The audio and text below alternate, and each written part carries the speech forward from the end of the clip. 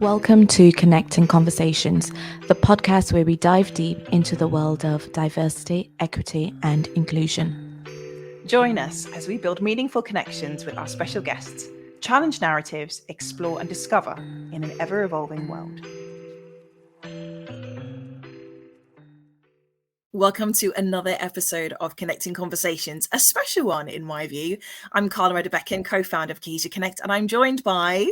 Hi everyone, it's Ivelka Powell here, co-founder of Cohesia Connect as well, and today we bring you the Founders Podcast. It's been a long time since we've had one of these. I'm so happy. I know. We never get really a chance always to take stock, just the two of us. And I think that's such an important, moment to have. And it's great that even though we get to share this quite often in our operations meetings, it's great to be able to share some of the journey with our listeners, followers, supporters, everywhere they are. We do most of the job of facilitating everybody else's story. So it's so good to be able to join together and just chat a little about where we are in the big midst of it. Everybody, I think, who's on the journey of entrepreneurship or building something will know that, you know, this is actually literally lifeblood, isn't it? It's not something that is separate from us. When you're investing in something and you're building in something, you're investing heart, soul, resources, everything into it. So organically, it's just good to be able to talk about, hey guys, the struggle is real, but also the highs are really high and the lows could be better. So sharing that with just those that have been supporting us is a great opportunity, and we're just happy to be here. Ivelka, this is a really important month, is it not? Tell me what this month means to you. So just for everyone, our audience everywhere, this month in the UK, we're in October, is Black History Month, and it's quite a special time for the Black community, specifically in the UK. And I think in particular for me, I guess I've tried to think about what it really means to me, because a lot of my heritage mainly aligns with being back home and being Caribbean. So now I guess I have to think about what is it being Black in the UK, bearing in mind I've lived in the UK for 11 years. So it has taken me some time to really get to a place where I can really and fully understand what that means. And for me, I guess it means a lot of things, but I guess more importantly, it means bringing out my authentic self. And I know a lot of people say that, and a lot of people talk about it in different ways, but I think being Black, we can't hide from it. I can't go out there and change my skin tone or anything like that, but it's just showing up who I am and understanding that, you know, my race doesn't define me, but it's what I bring to you know, spaces that I'm in, and being able to, I guess, take learnings as growing up Black, and, you know, some of the struggles and the challenges and those skills and experiences that has made me who I am. So for me, it's all about being my authentic self in all spaces, but equally, it's about representing a community of resilience and beautiful Black melanin people doing great things throughout the UK and beyond. So I think it's a celebration to acknowledge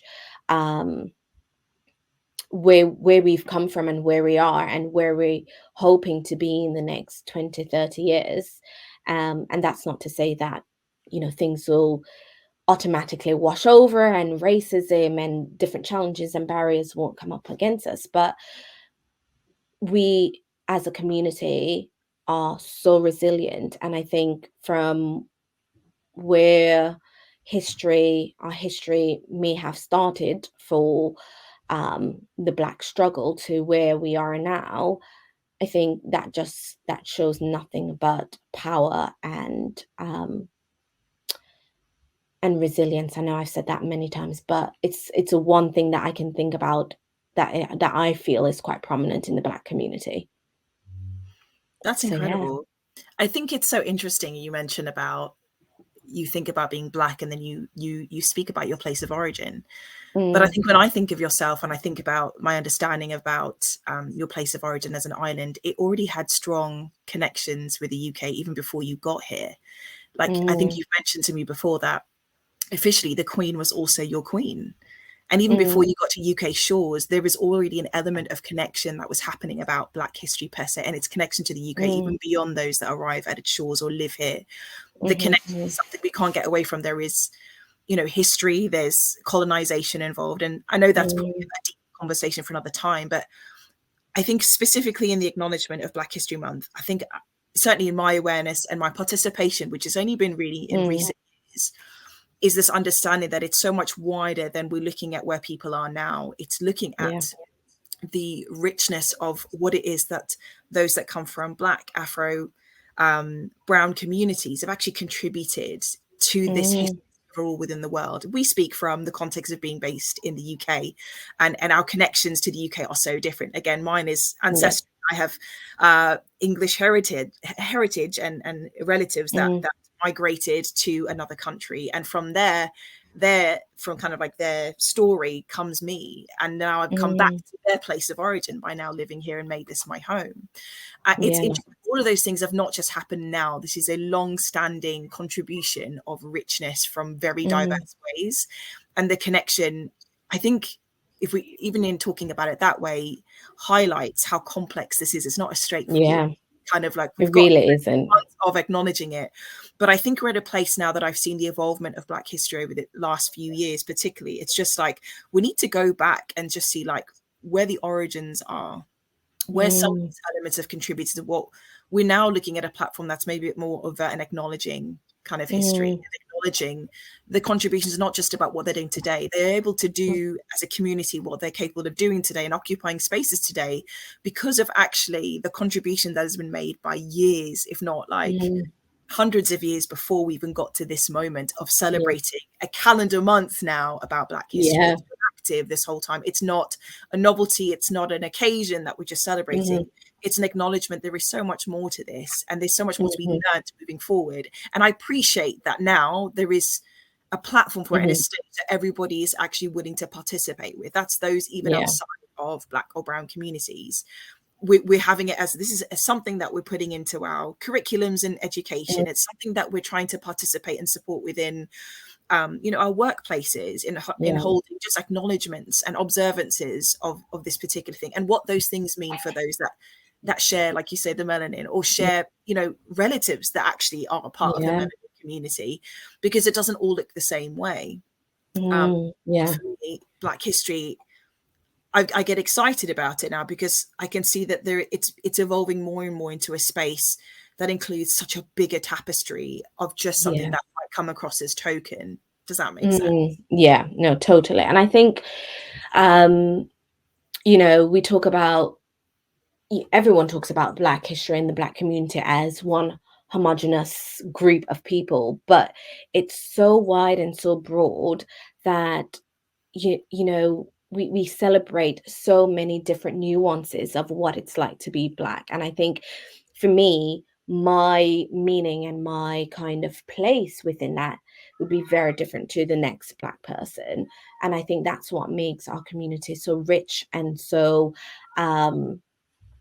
full of very different experiences, very different walks of life. But we all come together to solve a common purpose or common goal, and that is to make a way for everyone who will come after us. And I think, you know, when we talk of Black history, we talk about the Black men and women who have made a way in the past to allow us to get to the place that we are at.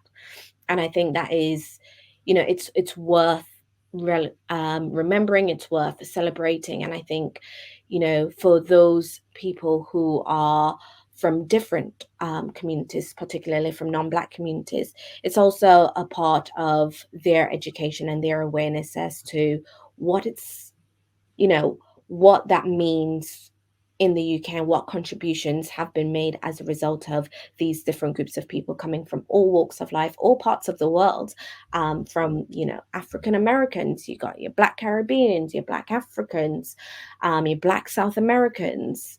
So, you know, coming and spanning from all across the world and residing in the UK in particular to you know, contribute and collaborate and partner with, you know, a variety of different people. I think it's just amazing to see that we do see that today, and we do see that growing momentum. And I think hopefully, and maybe this is a little bit optimistic, but hopefully we'll come to a space where, you know, we no longer have to talk about the challenges as much as we do, and focus more on, you know, the recognition and the achievements and the contributions that has been made as a result. But I think that is not saying that we shouldn't talk about such things such as racism, but I would hope we get to a space where systems are eradicated, systems are broken down to allow a space of real unity and cohesion amongst all UK communities. I think you raised such a So valid point there. Like, I think there is an upcoming, and I've heard this across, but even from the States, there's some interesting rhetoric about, I think, and you've mentioned this, but we see this in documentaries, even on like popular kind of streaming platforms now, about people who feel there's a bit of frustration that for some reason there was quite a linear or quite isolating perception of when we speak about what it means to be Black, it is always associated with either struggle or victimization. And we want to come out to a space where we're talking about more of a celebratory, positive, healthy, impactful people who are pioneers, catalysts, breaking new ground, and also discovering, inventing, pioneering in new ways. And isn't it, like you said, there is always going to exist. We do need to remember that. In the same way that we remember other terrible things within human history. For example, it might be quite an extreme thing, but we hear about it, and we still talk about it within studying the Second World War, of a complete group of people of ethnic background being persecuted. These struggles need to be remembered, because hopefully we need to be learning from those mistakes from a human value point of view. And we need to speak about these issues. We need to talk about slavery. We need to talk about how things were actually built, because it doesn't help for us to be in denial of it either. But I think to keep a particular group of people in a community, particularly around about Black History Month, within the space of struggle or victimization is not helpful, because that means we don't get to break that cycle. And those that belong to the community that identify with Black history particularly, this is not the space where they want to be saying. Does that make sense? Because all that does, I think, at times is it can subject people to constant kind of, it's not a positive light to be seen in. You get just kind of mixed views in terms of even what I think you'd be dealing with people's responses to you, and what you're capable of doing if you're going to put us as a group collectively within this one category or stereotype, if that makes sense. I hope that was clear. I'm trying to really get my language in the correct way. These are some issues, right? 100%. And I think, you know, we still have a lot to do to add to that, and to get to a space of really acknowledging those struggles, but not using it as, and I think, you know, this might be a little bit controversial to say, especially as someone who is part of the Black community, but to not continue to wear that chip on our shoulders. And I think for me personally, I try my best to not think that every situation that I'm in, or every circumstance that I'm in, or things that I don't get is because of I am Black. And I think there is still a lot of sentiment amongst the Black community where, you know, you get rejected from the job, because I'm Black. You know, you don't get invited to a particular party or environment, because I'm Black. And I think we need to stop internalizing that claim and that ideology, because I don't think that brings about change. We just further add fuel to the fire in terms of making it to seem all about race. And yes, there are instances where it is, and I'm going to We do hold need my to hand acknowledge up. that. We Yeah. do need to acknowledge that. But for us to go out there and continue to claim that every missed opportunity or every rejection is because of I'm Black, and I think there is a lot more.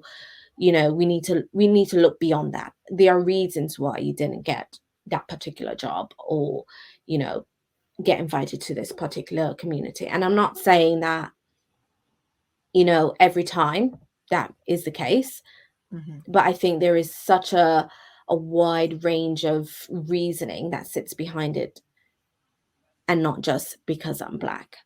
So I think there is a lot to do, not just within the UK society in particular, but also within the Black community itself, that we need to really move beyond that the world is against us, and move to a place that we work in harmony with the world.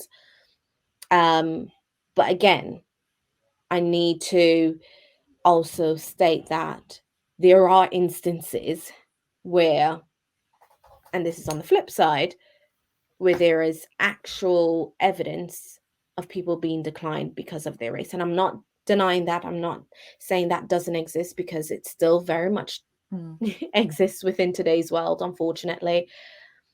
But on the other hand, can we do more in terms of, okay, if it's what else I may have missed? What's the bigger picture here?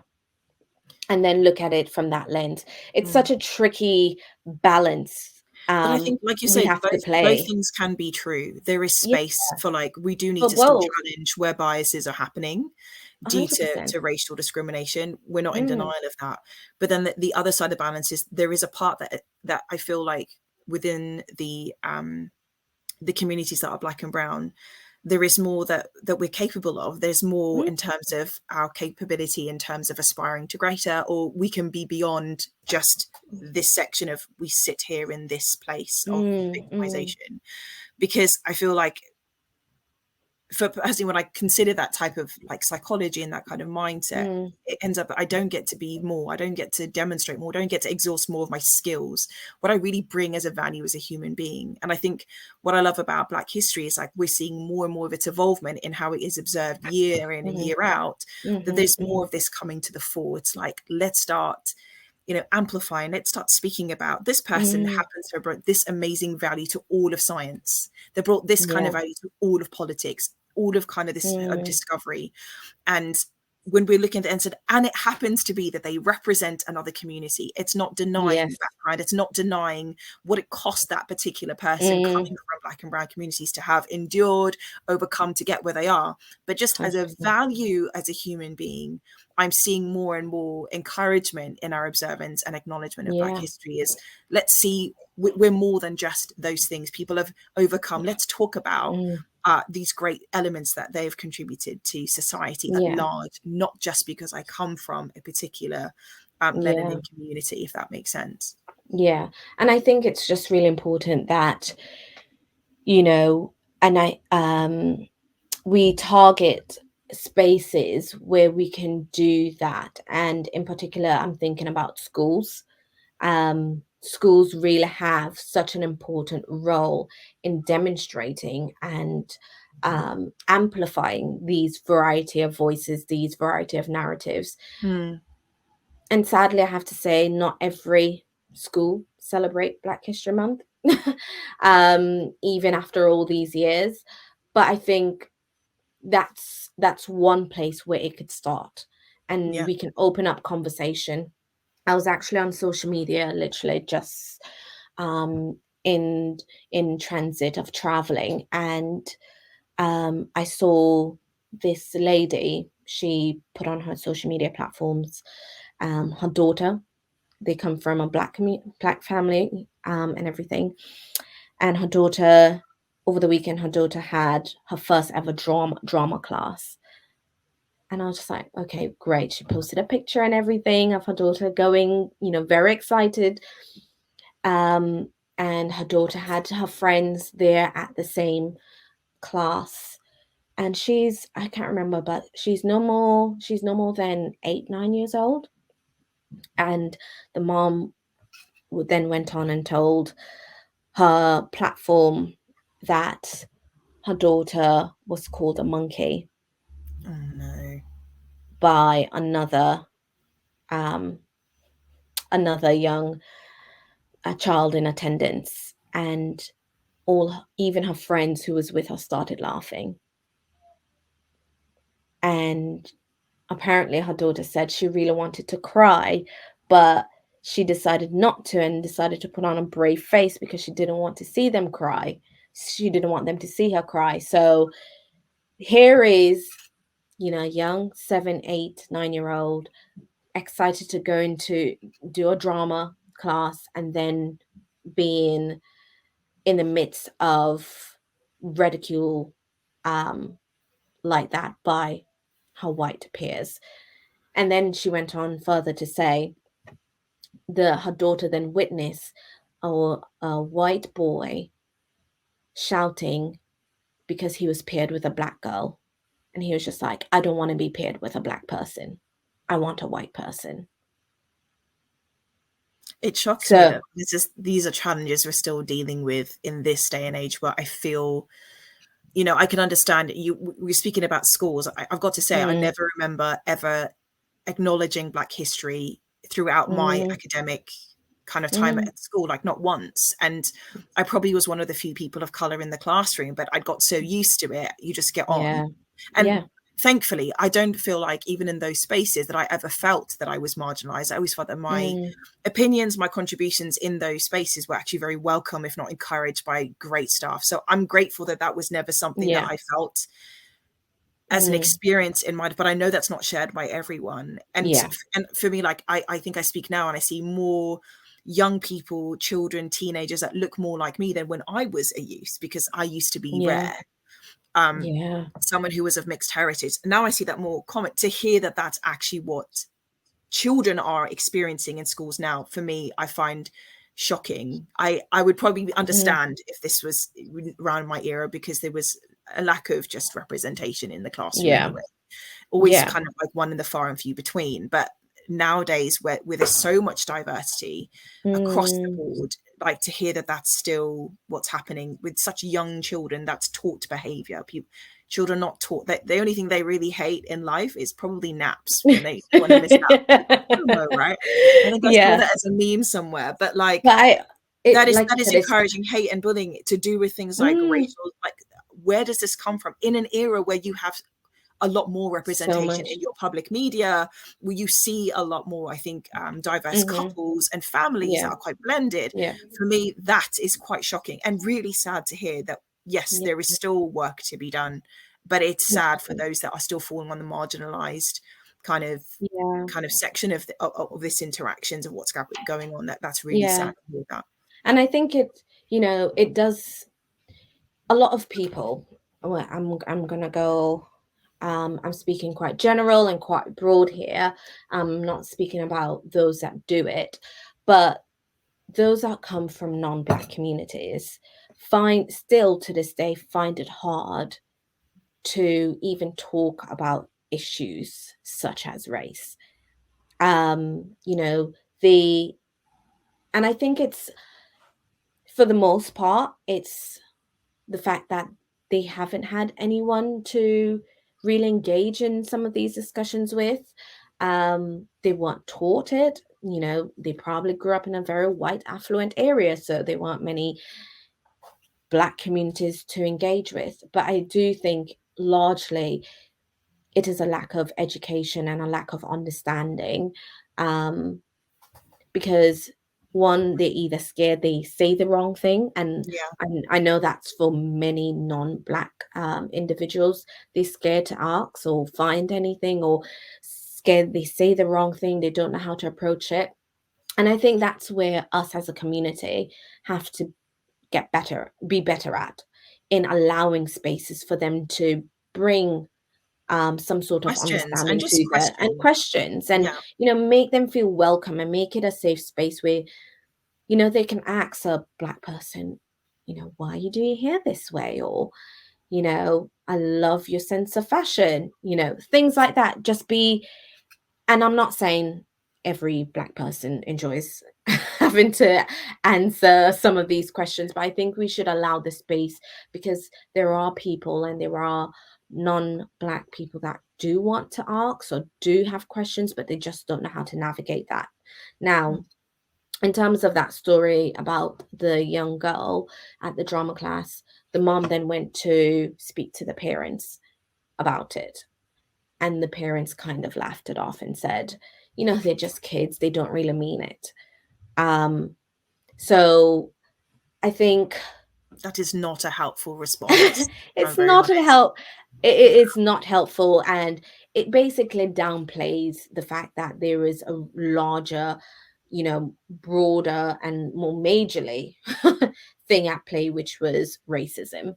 Mm-hmm. And the fact that they were denying that is problematic.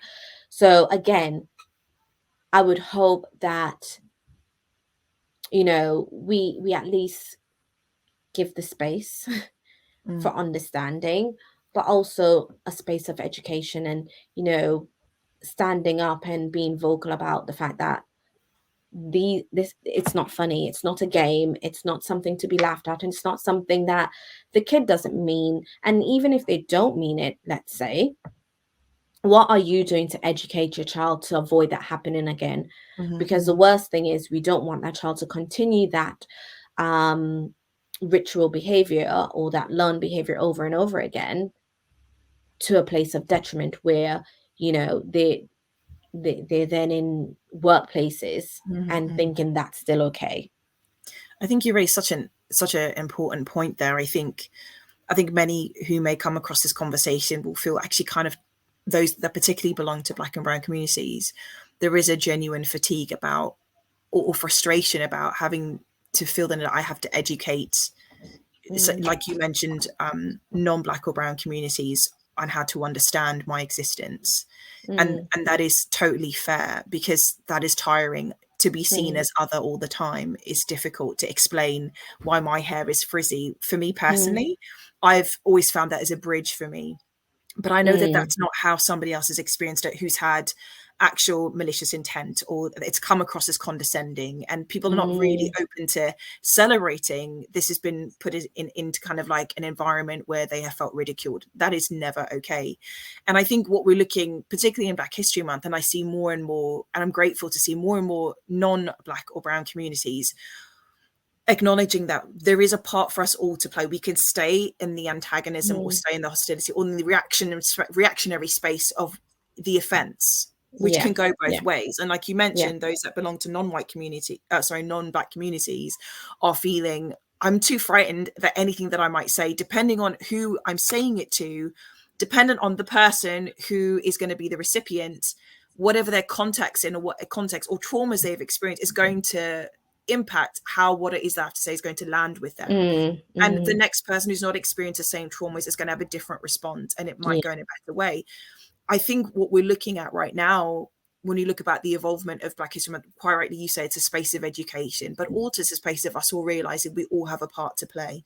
Yes. The part to play, I think, in terms of, are we going to stay victimized, those that belong to Black and brown communities, in the historical way of how representation or how this community has been presented within history, within media, and just in the narrative, like you've mentioned earlier? Or are we going to break out of it and say, actually, we can build a bridge if you're willing, but both parties have to show the willingness to build the bridge and to move forward. We can speak about how some language isn't kind of okay to see this. Where do these kind of mindsets come from? Let's get to know me as the person. And I think we do that a lot here at Cohesia Connect, is finding the real life stories of people. We're speaking about Black History Month now, but this is a principle that we try to carry through with all of the kind of differentiated nuances that we experience in the communities that are diverse in society today, is listen to the story of the person. And it's not this homogenous thing. One person's experience is going to be different to another. Don't assume that my history will look like somebody else's. And there's space for both. And I have a level of responsibility to do my part. Am I questioning, is that really what they meant? Or I'm going to sit automatically in a bias against the person that automatically I've made an assumption that they have put me in a marginalized space or profile space.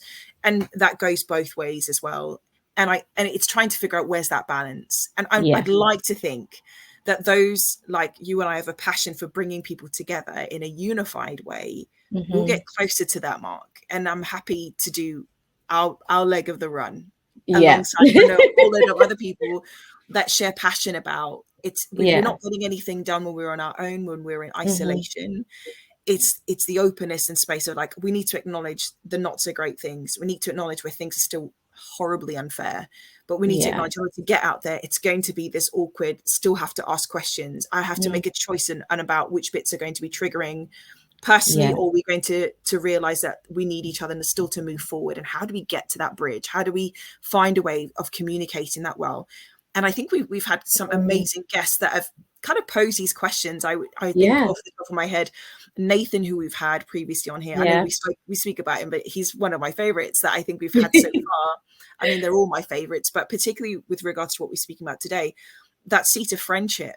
Like we don't really talk about friendship so much, but actually it's through friendship that a lot of these bridges are built. It's through genuine, I can have a conversation with you, understand your context, understand how you've got on the journey where you are, how you see yourself, the story that belongs to you. And you can therefore listen to the story that I have as well. And through that, we can connect, because underneath all of that stuff, if we were all to take off our skin today, there is still everybody looks the same with red blood. And that's not to diminish culture and difference in any shape or form. But when it comes to life issues of moving forward as a society, as a human race, in order for us to get things done together, and that means speaking up for justice for communities that are marginalized, we have to find a way through friendship to find a way to get to this good space of navigation together. And I also think Buki Misaku, like his book, I don't understand. Brilliant. Question the biases. Are they my own as a person of color? And also living in the benefit of the doubt. I can imagine we probably avoid so much more, I'm going to say it, hurt and contention and offense if we got to a place where we are more comfortable to start asking more questions from one another. And if we're all willing to ask questions from one another, we probably get to a space that's a lot more reasonable and more unified to actually see achievement in all of the things that are important to what it means to be a healthy society. And then I think for me as well, in terms of some of the learnings from previous podcasts, I also think of Cynthia, who talks about her experience as being part of the LGBTQ plus community. And she talked a lot about acceptance at the foreground of it, accepting people for who they are, accepting people for what they bring to the table. And that goes a long way in terms of when you are engaging with different communities and, people from different racial backgrounds. It's about accepting that person as themselves and not as, a whole homogenized group of people that comes along with it. And, and not accepting the stereotypes of the preconceived perceptions that people bring about a particular community, and just see them as that individual bringing something very unique, very different, and allowing yourself to get to a place of understanding without having to know every in and out of that person, or every in and out of their trauma or their challenges that they face. So I think, for me, that podcast also taught me a lot about, in general, being open-minded, and allowing people to bring their authentic self to spaces without criticism, without stereotyping and profiling, as you mentioned previously. And I think even going back to Milka, I know we had her on earlier on the podcast from Instagram Lives. She talked a lot about, the space in which diversity is going, and even talking about diversity fatigue that came up in our conversations.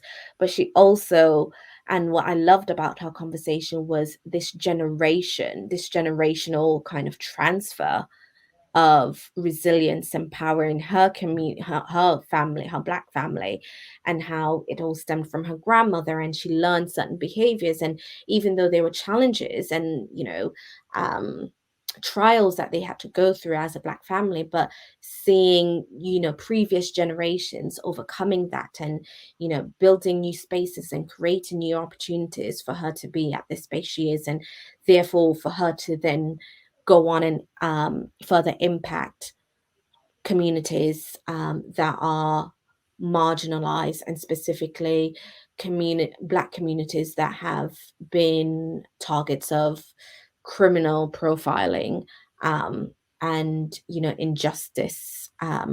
So for her, I loved her story about this generational kind of transfer of Blackness, of what being Black means to her, and the power that has.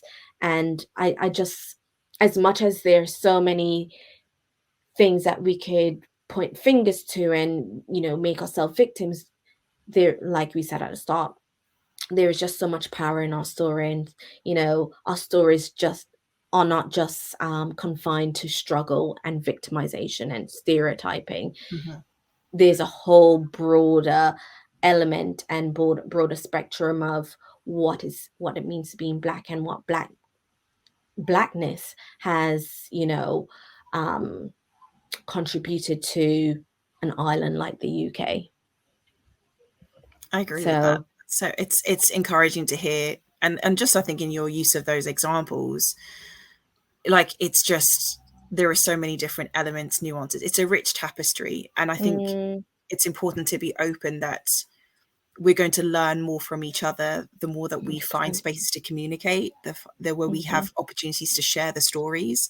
This is what brings down the barriers. This is what changes things from like inside out, if that makes sense. Because it really is the mindsets that we have, that we've held on to, that whether it's been incorrectly taught or framed through society or media or any kind of influence that has not necessarily presented the whole truth and healthy representations. If we can start by getting to know the real people, and we can find spaces where that is allowed to be amplified and engaged with, then we'll see the change happen from the inside out. We'll see celebration genuine from one person to another. Even if like the community is not their own, I can still celebrate with you because I know you and I see what this really meant as a fellow human being. And just to see that evolve through what this month will do, because Black History Month is not just for those that belong to Black communities. It's like you said, it's opportunity for people to learn more and to celebrate and appreciate. Actually, if it wasn't for the incredible people that get highlighted, and I love that this year's theme across the board in the UK is Salute Your Sisters, which is exciting. Which is another level of what it means there. And we've spoken previously about, it's one element to be using this opportunity to really amplify the history of what Black and brownness has done throughout time. But beyond that, it's actually looking at what women have been able to do within these communities, which is even more amazing to have a chance to celebrate and observe. And through that, you see that I can be thankful. I did not know that this person contributed to the technology that I'm experiencing and enjoying as one of the many elements and the spaces that they've occupied, and have often remained unseen, often remained uncredited, often remained, unacknowledged. And it's an education space. It's humbling. It's encouraging. I imagine it's sensitive. It's emotional. Some might still feel like this is quite triggering, and that's very fair.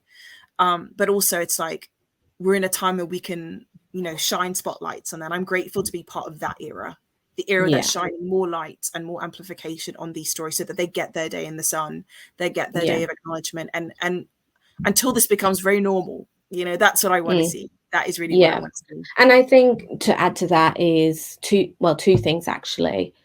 It goes beyond the month of October, and I think we have to keep the momentum. Yes, October brings a spotlight, it brings recognition, it brings a space where we can actually I guess we actually have carved out to pay tribute, to say, but it goes further than the 31st of October and it's a 365-day routine as to what we need to get ourselves in. And I think it's really important for everyone from all communities, not just, Black communities, but all communities, to acknowledge, recognize, and stand up for voices, particularly from the Black community, that have often been silenced, marginalized, ignored, or put down. We still need to continue that series of putting people, bringing voices to the stand, and bringing stories and challenges and stereotypes to the stand, so we can break down those barriers and we can break down those perceptions and really come to a place of understanding in a very unifying, cohesive way, as we've touched upon. But secondly, I think it's also important to remember that, well, I say this particularly for organizations, is it's not a month to be performative.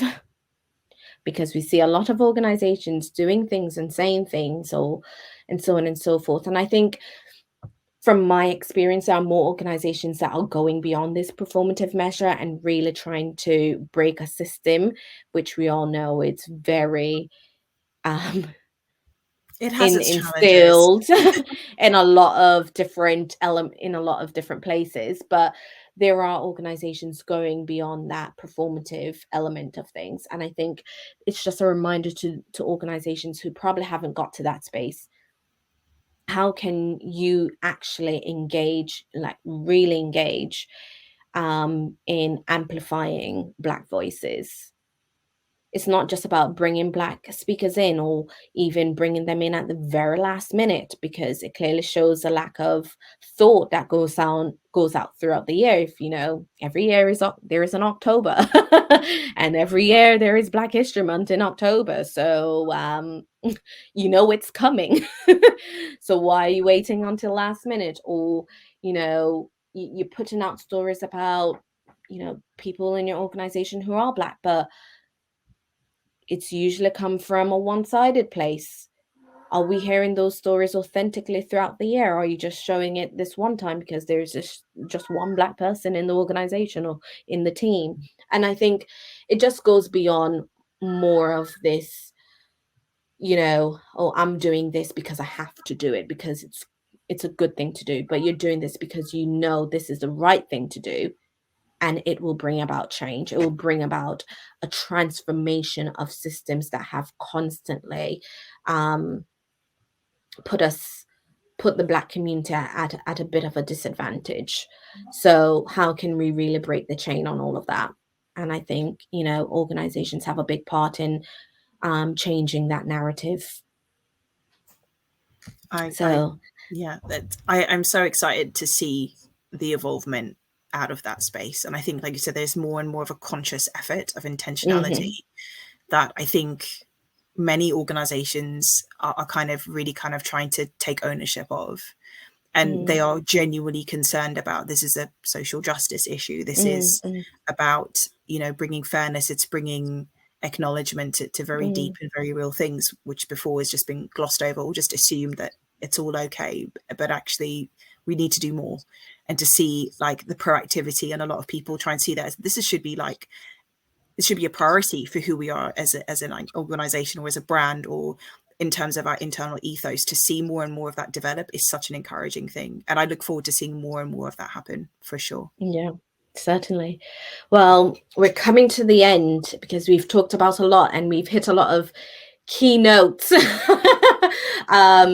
Because we can sit here and talk about Black history probably until next year, October. Yeah, actually. Yeah, we could make this a 365-day thing. But we have a few really quick fire questions that we're going to ask each other. Literally 5 to 10 seconds, and then we go. So okay. I'm gonna go first, Carla. Okay. So in your opinion, what does it mean to salute your sisters as headline, as a theme for this year's Black History Month? This is exciting for me. I think the Salute Your Sisters is that I think in general, women across the board have been, I think, taught to compete. And this Salute Your Sisters is encouraging a kind of like let's go against that and let's cultivate a culture of camaraderie between womanhood, and particularly within Black and brown communities. And this is encouraging for me to see more like, let's amplify, let's lift up one another in a way that I've not necessarily, I see we need to do more of that in present day society, but even more so in communities like this one, because this is where I feel like even in between this community, there has been elements of divisiveness, but this is a time like this kind of intentionality to move forward together. What can we do to support one another, to acknowledge our difference, even within this community that we occupy space together in? I'm so glad that there is room and space that this is being kind of encouraged. Amazing. But that was more than 5-10 seconds. I'm so sorry. I'm so sorry. I need to get more disciplined with this. Okay, I'll do better next time, I promise. So the next question, how can we ensure a sense of belonging for Black communities within the workplace and society at large? This is so big. How can I do this in 10 seconds? We can provide more of a safe space. I'd like to see more institutions acknowledging Black History Month. That's a good place to start. I don't think it's everything. And you've mentioned about it's important not to be performative, but intentionality, actually hosting acknowledgements. I see in some cases people hosting events that, you know, acknowledge music that is originally from Black history, elements of it, people acknowledging food types that come from cuisines that were historically known as Black. So even those elements, I feel like just to see people moving towards an acknowledgement towards that, celebrating that would be a great kind of way of creating a sense of belonging in communities, an acknowledgement that this is the culture that I come from. Yeah, amazing. Was that better? That sounds that was a tiny bit better, but you hit all the right points, and I wasn't going to stop you anyway. So, okay, I'm going to ask you a couple of questions, Evelka. Also, okay. quick fire. Who is a person of color that inspires you, and why? Why do you get the easy questions? This is not fair. Maybe that was strategically done. I don't know. Thank you so much. But in terms of a person of color, I'm going to go in line with the Salute Your Sisters theme and, you know, bringing spotlight onto those women. But and I'm going to go more locally within the UK and say,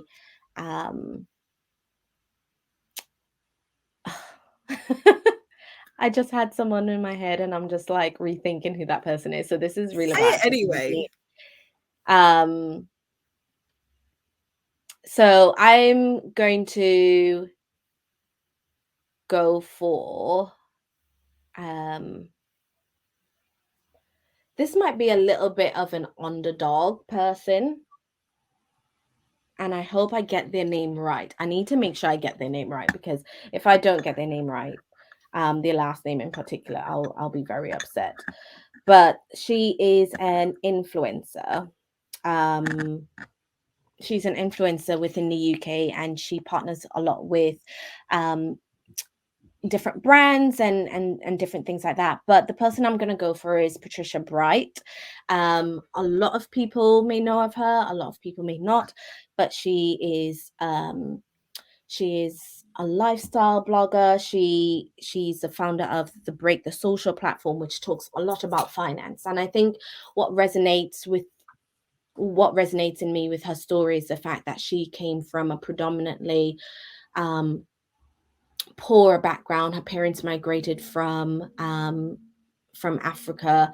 I can't remember which. I think it's Nigeria, Ghana. I can't remember specifically which one, but they migrated here, and you know, her mom was such an inspiration to her in terms of bringing her up and, you know, making her think about money and making her think about the wider opportunities out there, even though being faced with discrimination. And I think she learned a lot about power, resilience, from her mom and the family that she was brought up in, to then become this major, you know, brand star who does loads of different things, from, you know, brand collaborations. She also wrote a book, and she runs currently the Break podcast, talking all things about finance and what that means, particularly within the Black community. And I think there is also the stigma around Black communities' engagement with money and what that looks like, and not being able to retain money.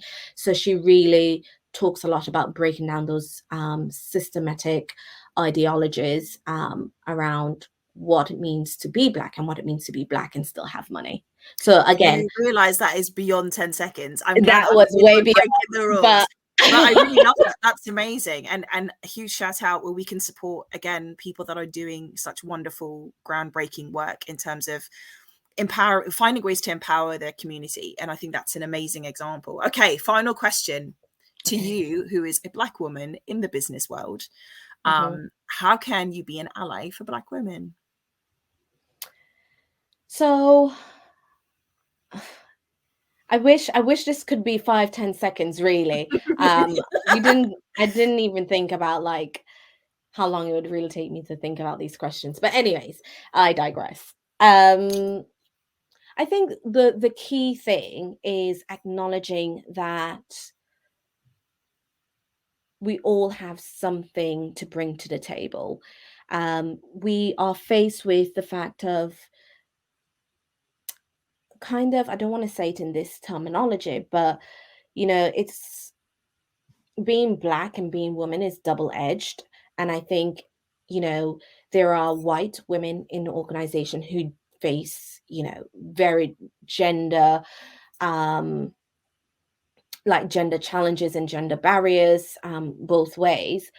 But I think for Black women, there is the additional, I guess, pressure because you're a woman, but then you're a Black woman. So how do you really get beyond that? And how do you really progress in the organization and get to quite senior positions as well? But I think the key thing is for people to, one, acknowledge, the different challenges. And I genuinely think there is a part in organizations being better allies to Black women and really being able to speak up for, if there is a Black woman in your team and you're going into a meeting and, they ask about something, are you advocating for this person because you actually know that they can do the job and you've seen them done it, they've received great feedback and so on and so forth? Are you bringing them to light, or are you just being quiet in the room and letting it pass by? So I think one thing in being an ally to that Black person is being able to advocate firstly, but being able to understand who they are as a person. I think that just goes, and I think that's so simple to say, but it's really about understanding, where they're coming from, the different challenges, and, especially in terms of, let's go and say maternity, pregnancy, we know what the odds are for a Black woman going into a space of, maternity and going into the NHS and the, really awful stats that come along with that compared to their white female counterparts and the experience that they gain as opposed to a Black woman going in that space. So I think there's a lot to learn about the additional barriers that exist and the additional systems that exist against them. So being able to open up a safe space where they can be their authentic self, but also a space where there can be mutual understanding and learning. And for me, that's how you can be a better ally. I think you Again, raised not 5-10 seconds, but that's set not yourself a 5-10 little bit seconds. more. But definitely lots to think about there. And I think you raise a lot of evolving prospects that we will be looking into, and hopefully we'll be able to witness the progress of within months, years, as we continue to, kind of get behind the wave of drive to see progress in these areas. And I'm encouraged and looking forward to seeing more of that materialize. There is a lot more allyship than I think we've probably experienced before, because people understand the language, they understand the concept of it now more than possibly in previous years, particularly since issues of D&I have had more of a center stage in terms of business and the professional world than probably in any other time previously. So I'm excited to see what's going to come from that. I'm looking forward to acknowledging wonderful things throughout this entire month, and shining light on some incredible stories that we can all learn from. Yeah, this has been amazing. Thanks, Ivelka. It has. No, thank you. And I think, thank our audience for continuing to listen and tuning in and, engaging with us as we explore loads of different conversations. But this month, we really wanted to highlight and bring to you our understanding, where our thoughts are at in terms of Black History Month and what that means to us, but also how we feel Black History Month has been seen within the UK and what that looks like in reality. And throughout our conversation, you heard a lot about, our aim for unity and harmony, for us to continue celebrate the great work and pioneering work we've seen numerous Black people in the space in the UK go and break down barriers and boundaries and glass ceilings. It's been wonderful to see more and more Black people really breaking down those walls. But more than that, it's also, we hope this conversation has highlighted the fact that Black history still has real challenges in terms of racism and what that looks like, and the fact that that still exists even in today's society, even in terms of the story that I shared earlier in the conversation. So we hope we leave you with a bit of understanding as to there is definitely hope for what is to come, and to see more and more Black people. I heard someone said recently, there will be a time where we have Black people that are owners for like organizations of Google, and we'll have our counterpart to that really competing with those different organizations, and it will be a Black woman or a Black man at the top, and we will see more and more of that in years to come. So I'm excited about the prospect of that happening, but also I'm also very aware, and both of us actually are very aware of the real deep challenges and negative stereotypes that constantly get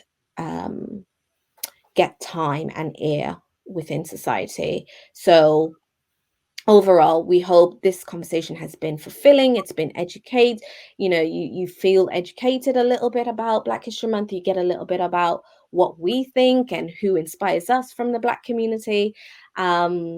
And here are so-called quick-fire questions that weren't really quick-fire questions, but hey-ho, we move. But overall, we thank you all for tuning in, and we'll see you again on the other side when we have more guests talking about their experiences and lived stories. So tune in for that in weeks to come. Thank you all, and have a lovely day, evening, night, morning, wherever you are. If you have enjoyed this podcast episode, remember to click subscribe and like Cohesia Connect. Follow us also on all of our social media platforms.